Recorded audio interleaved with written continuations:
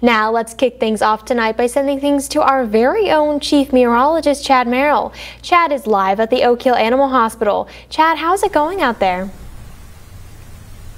Hey, it's a gorgeous afternoon. We've got lots of sunshine. A little bit of a breeze helps offset our temperatures in the 80s. And as you can see, we are live from the Oak Hill Animal Hospital. We believe this facility might get a little crowded and busy later this week, but we're hoping it doesn't. And the reason, I'll tell you in just a couple of seconds. Let's get you caught up on the weather forecast here across our region and go right to the forecast. And as we check out what's going on across the region right now, we do have a very clear radar picture, which is nice. There is no rain to speak of across the region. We have a dome of high pressure building in. We are watching that storm complex for early Thursday across the Midwest. Otherwise, it's pleasant. 81 degrees in Beckley, 85 in Roanoke, but it is in the 90s east and west of the Appalachian Mountains.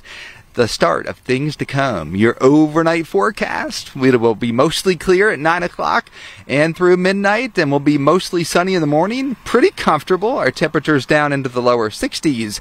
Now, we did speak with the head veterinarian here at the Oak Hill Hospital how you can get through what's going to be an oppressive heat wave here across southern West Virginia later this week.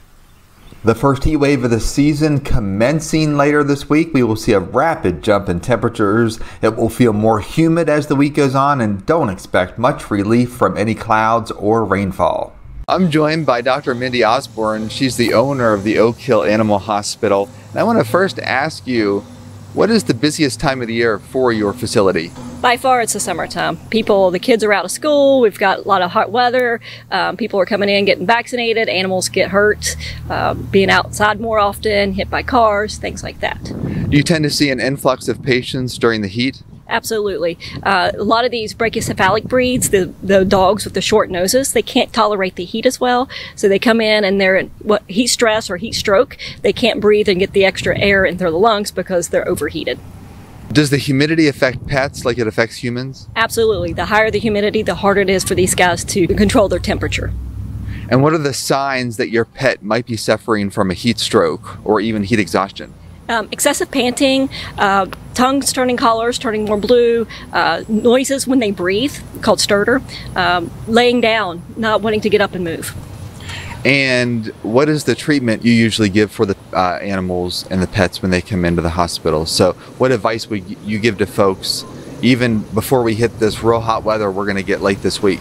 So for our hot weather, what we want to do is make sure that we're only taking these animals outside during the cooler part of the days. So if you're doing hikes or walking, do it early morning or late evening. Avoid middle day.